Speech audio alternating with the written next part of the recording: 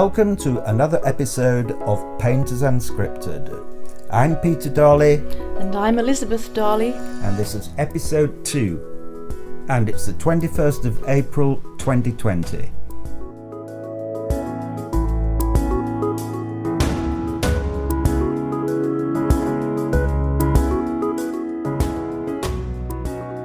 Hello, and welcome to Painters Unscripted, the new weekly podcast about painters and their work. And I'm delighted to continue my talk with the painter Elizabeth Darley at her studio in Yorkshire. Hello, Elizabeth. Hello, Peter. Thanks for inviting me back.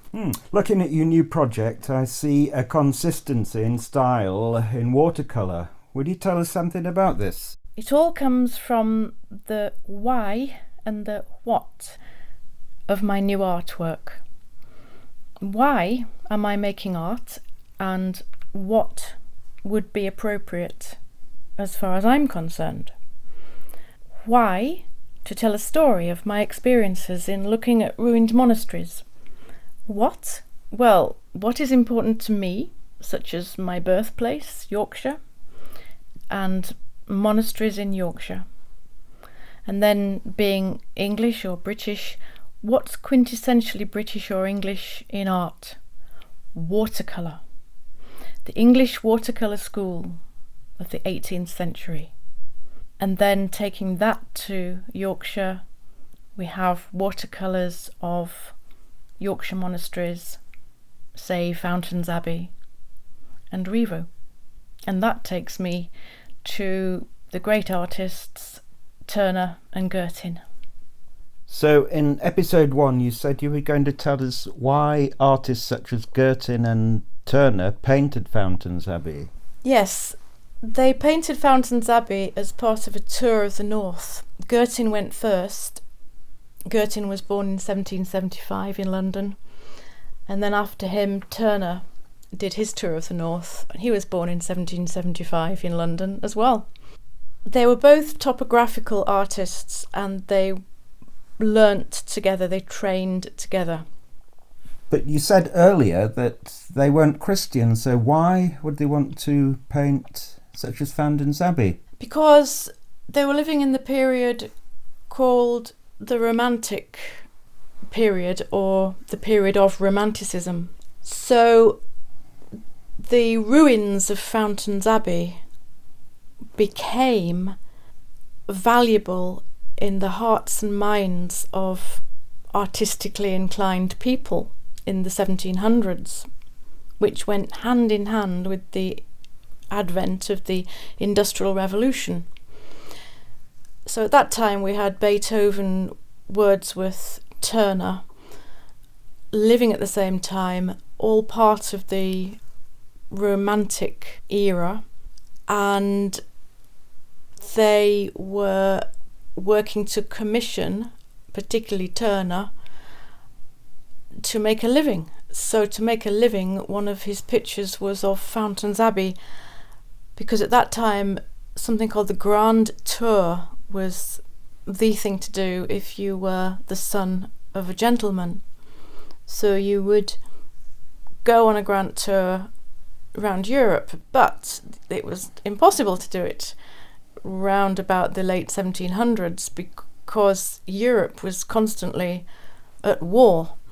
So the British would tour the UK instead, stay on these shores. So Girtin went to the north and Turner went to the north, and they did what is called topographical pictures, which were measured precise watercolours or drawings, finished watercolours of well-known places. So Fountains Abbey was a well-known place by the late 1700s, and it was already a Georgian water garden as well. But the ruins themselves, or any monastery ruins, weren't seen as anything of any value in the eye of an artist. They were just seen as ruins, such as a ruined barn. We would see a ruined barn now, and we would think, oh, it looks quite pretty because it's made of natural stone. But it was a new thing in those days, in the late 1700s in England, to look at a ruined abbey and actually see beauty in it for the first time. But the beauty they saw in it wasn't anything to do with Christianity. It was the beauty of nature, because it was always set, the monasteries were always set, the Cistercian monasteries, set in the countryside. So Fountains Abbey was 3 miles, or is 3 miles from Ripon, and it's in the countryside. It's near the River Skell, which is why it's there, to use the power of the water for the mill. And to be able to live, they needed the river in the 1100s. So when it's a ruin from the time of Henry VIII onwards, say through the 1500s, the 1600s, the 1700s, it's just a ruin, it's just a pile of old stones. And then along comes the Romantic period, and things are looked at with new, fresh eyes. Nature is looked at as something to contemplate, something to relate to in itself, rather than seen as God's creation. So new ways of thinking were deliberately coming about. Intelligent people wanted to try out non-Christian ways of thinking as a sort of experiment, really, which also led to the French Revolution. So it's all interconnected in the 1700s. And we have Beethoven and Wordsworth and Turner all connected through a new love of nature, which in a way echoes the classical periods, particularly of the ancient Greeks, but in a different way, because the ancient Greeks and the Romans didn't necessarily have a particular love of nature, as if nature is a woman who you fall in love with. But the Romantic period of Wordsworth, Beethoven, Turner was like falling in love with a person, nature, and nature was seen as a goddess. So that's how all this work came about. But surely Turner, I've heard he was interested in money. He wouldn't do it just for the love of it. Wouldn't someone commission him? Yes, Turner was very interested in money. I mean, obviously, I didn't know Turner. I wasn't alive then, but I have read, and it looks to me that he put money at the top of his list, even above his art, actually. I think if he hadn't made any money from his art, I don't think he would have bothered doing art. He wouldn't have been like Van Gogh and put his art before everything else. I think Turner, the top of his list was money. So yes, he had to make a living, and he started making a living when he was 12, and he sold drawings of the Thames to his father's customers, because his father was a barber surgeon and he had been a wig maker, but he'd gone into the trade of being a barber. And quite a few of the customers coming into the shop in Covent Garden when Turner was a child were Royal Academicians. What a connection! And the father Mr. Turner seemed to have quite a good business sense, and I think he just really encouraged his son to do what he can to bring in some money. Fair enough, of course. So they had to eat, they had to pay rent, they had to make a living, and they were really surviving. So they used their intelligence, and the father encouraged the son. He said, yes, you're good at drawing, I can tell. You've got more than an average talent there. So he would say, look at what my son can do, and he'd put them on the walls of his barber shop, and these were Royal Academicians, and they would look at this gallery, and a boy of 10, 11, 12 was able to show his work to Royal Academicians, and he would sell them to him, and also he would sell works on a stall in Soho for the daughters of the gentry to finish working on in their own private situation. And he would sell lessons. He'd sell art lessons. By the time he was about 19 years old, he was selling art lessons for about £33 an hour. So back to Fountains Abbey, was he in fact commissioned to do these paintings? Yes, I mean £33 an hour in 2020. Yes, so he was commissioned, and the sooner he could get a commission, the better, really. Do you know who commissioned him? Yes, they were people. There were men who were the sons of the aristocrats, and he must have been so bright, Turner, to get these commissions from them, and he knew how to turn on the charm. But he was good. I mean, he was just mind-blowingly brilliant, but so was Girtin. And I don't know how Girtin got the work, but Turner could apparently turn on the charm, so I've read. And therefore these chaps would think, oh, not a bad chap at all, and I really admire his skills. So they would say, right, I have a house, it's called Starbridge in Wiltshire, and I'd like a series of pictures of my house from different viewpoints in the landscape. But back up to Yorkshire, who commissioned Fountains Abbey? He would go on tour and someone would say, I want you to do pictures of the north. So it would be an aristocrat in the north. But we haven't got a name. Yes, there'd be, some of them were through marriage, they were the family of Guy Fawkes at Farnley Hall. And another one would be the Earl of Harwood House near Leeds. So these people became Turner's friends, because Turner must have known he would have to make friends with them. Well, I bet he charged Guy Fawkes a bomb. It was one of Guy Fawkes' relatives through marriage. But give or take a couple of 100 years, 150 years or so. But he sold pictures for about 250 guineas in those days. That was a lot of money then. In about 1800, yes. So, your paintings, has anyone commissioned you? No, not yet. I mean, not with the one I'm doing at the moment. No, not with this project. I suppose I'm commissioning, yes, I'm commissioning myself, really. Okay, but you've had commissions in the past, haven't you? Yes, it's wonderful getting a commission. It's the most gorgeous feeling.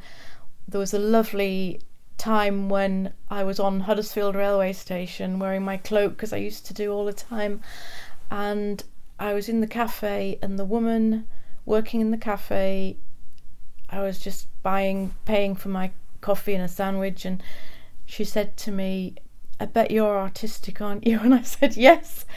And she said, what do you do? And I said, I'm a painter. And this is ever so strange. I mean, she said, I want you to do a portrait of my daughter. And she just asked me to do it there and then. And I did. And I worked from life, and she came to my cottage in Home Firth. And I think I've got a photograph of the finished one, and I was paid, she paid me, and the daughter went to live in Ireland, Southern Ireland. And I don't know if I think the mother kept the painting for herself rather than the daughter take it off to Ireland. So I think that painting will still be in England.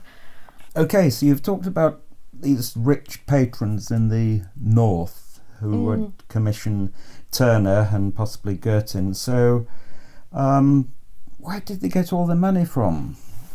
Well, quite a few of them were the heir of the family estate. So they were the firstborn son, so they inherited the house.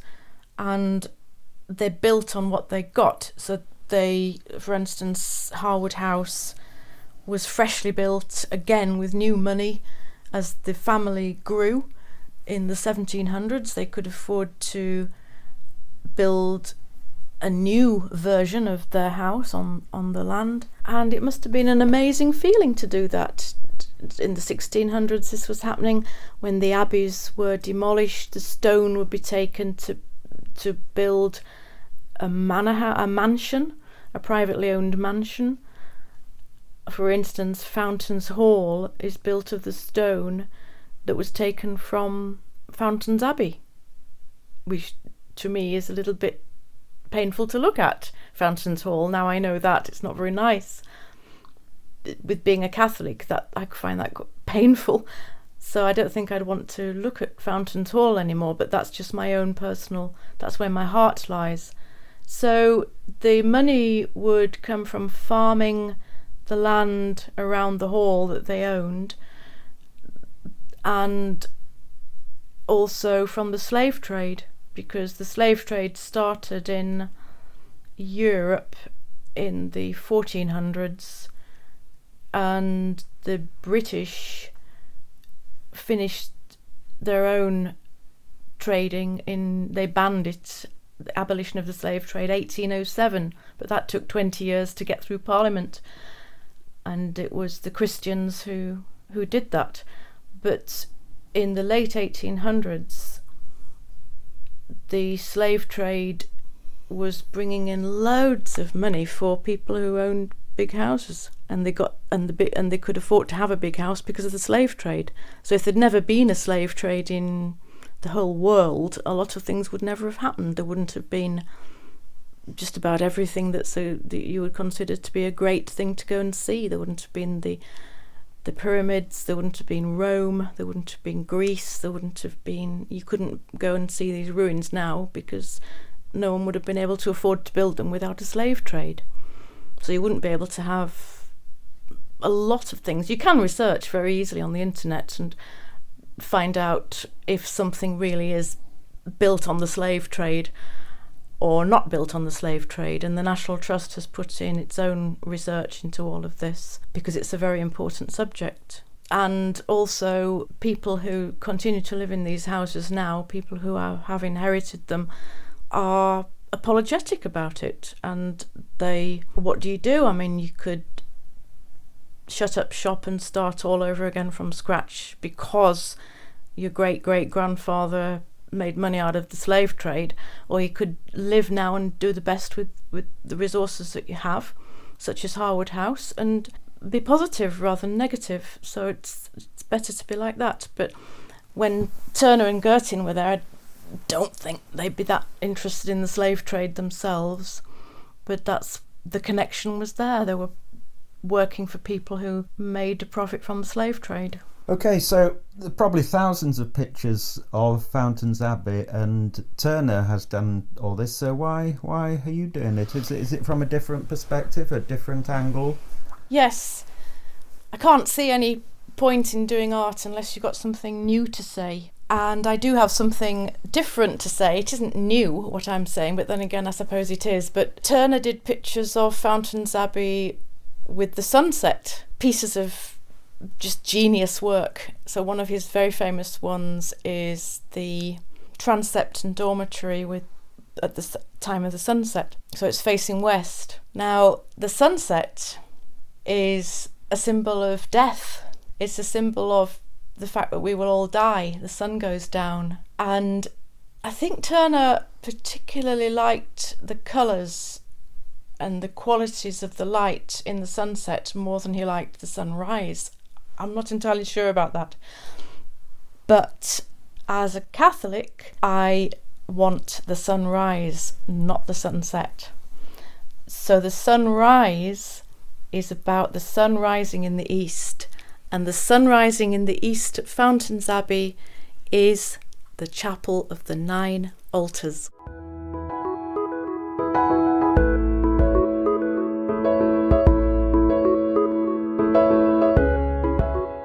Thank you, Elizabeth Darley. I'm Peter Darley, and you've been listening to episode 2 of Painters Unscripted, and it's the 21st of April 2020.